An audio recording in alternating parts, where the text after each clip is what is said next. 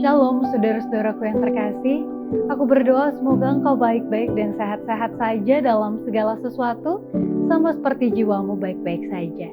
Marilah kita nikmati firman Tuhan melalui buku Membina Pola Makan dan Diet.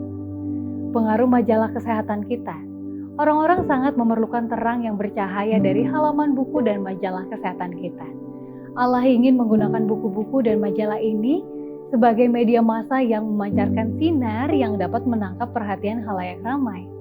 Itulah sebabnya mereka memperhatikan amaran pekabaran malaikat yang ketiga. Majalah kesehatan kita menjadi alat di ladang penginjilan untuk melakukan satu pekerjaan khusus dalam menyebarkan terang.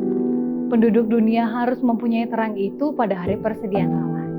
Mereka memadukan pengaruh besar dengan keinginan akan kesehatan dan pertarakan dan reformasi kemurnian sosial, dan akan kebaikan besar dalam menghadapkan pelajaran ini dengan cara yang benar kepada orang-orang dalam terang yang murni. Tanganilah masalah makanan daging dengan bijaksana. Di Australia ada organisasi masyarakat vegetaris, tetapi jumlahnya relatif sedikit.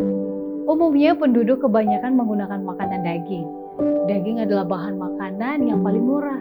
Sekalipun kemiskinan merajalela, biasanya makanan daging terdapat di atas meja. Karena itu masalah ini perlu ditangani dengan bijaksana. Mengenai masalah ini tidak perlu ditangani dengan mengadakan gerakan cepat. Kita harus memperhatikan situasi masyarakat, pengaruh kebiasaan dan praktik seumur hidup, dan kita harus hati-hati jangan memaksakan pendapat kita kepada orang lain. Seakan-akan masalah ini jadi batu ujian dan mereka yang masih memakan makanan daging adalah berdosa yang paling besar. Semua orang harus mendapat terang dalam hal ini, tetapi berikanlah penerangan itu dengan hati-hati. Kebiasaan yang dianggap benar seumur hidup, janganlah diubah secara drastis atau dengan paksa. Kita harus mendidik manusia itu di perkemahan dan di pertemuan-pertemuan besar lainnya. Sementara prinsip reformasi kesehatan harus dihadapkan, biarlah pengajaran itu didukung oleh contoh hidup. Janganlah terdapat makanan daging di restoran kita atau di meja makan perkemahan, tetapi lengkapilah itu dengan sayuran, buah-buahan, dan biji-bijian. Kita harus mengamalkan apa yang kita ajarkan.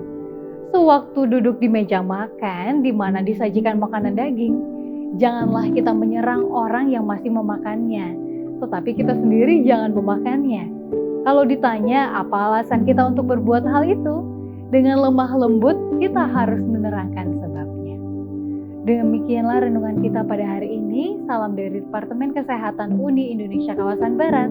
Tuhan Yesus memberkati.